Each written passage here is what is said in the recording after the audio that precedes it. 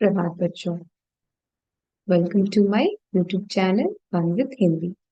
आज हम लोग पढ़ने जा रहे हैं एक नया टॉपिक। इस टॉपिक का नाम है काल। आज तक हम लोगों ने पढ़ा है काल किसे कहते हैं, है ना बच्चों। क्रिया किसे कहते हैं, और क्रिया पर ही बेस्ड एक और टॉपिक हम लोग करने जा रहे हैं जो है काल। ओके बच्चों, तो मैं शेयर करती हूँ आपसे। हम लोग पढ़ने जा रहे हैं काल।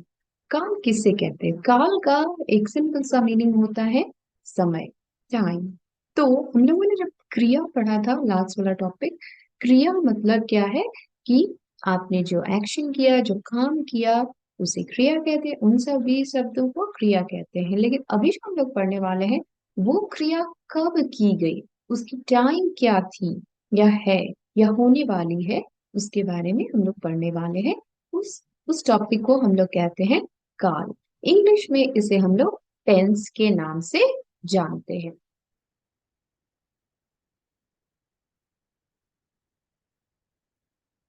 तो टेंस यानी काल किसे कहते हैं, आइए इसकी डेफिनेशन देख लेते हैं। क्रिया के जिस रूप से उसके होने के समय का बोध होता है उसे काल कहा जाता है। तो क्रिया, क्रिया यानी कि एक्शन, जो काम किया गया है, वो वो जब हुई या होने वाली है उसके बारे में हमें समय बताता है, वही काल है। ठीक है, उसे काल कहा जाता है। समय का जैसे बोध कराए, बोध कराना का मतलब है कि वो हमें इंफॉर्मेशन देता है कि इस टाइम में ये काम किया गया है या होने वाला है या हो रहा है। ओके बच्चों, तो यही है हमारा काल। तो काल में मेनली तीन डिफरेंट टाइप्स होते हैं। टाइप्स को हम लोग डिटेल में बाद में पढ़ने वाले हैं। तो आपको बस ये समझना है कि जो अभी हो रहा है, जैसे मैं आपसे बात कर रही हूँ, आप मुझसे सुन रहे हैं, तो ये जो काम हो रहा है वो वर्तमान में हो रहा है, यानी कि एट प्रेजेंट हो रहा है। जैसे कि मैं बोल रही हूँ, मैं जाता हूँ, ये क्या है? ये प्रेजेंट में आएगा, यानी वर्तमान काल में आएगा।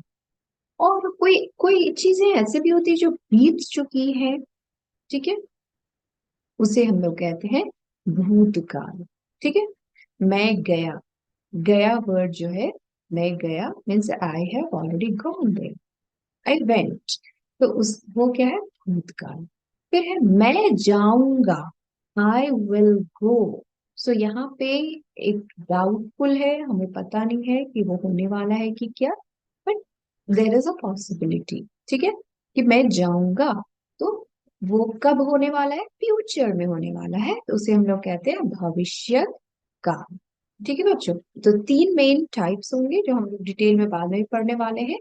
तो आज के लिए बस इतना ही है कि काल किसे कहते हैं, वो समय पर कैसे बेस्ड है, और किस प्रकार के समय हो सकते हैं, क्या वर्तमान हो सकता है, भूतकाल हो सकता है, या फिर भविष्य काल हो सकता है। ठीक है बच्चों, मैं आशा करती हूँ आपको ये वीडियो पसंद आया होगा।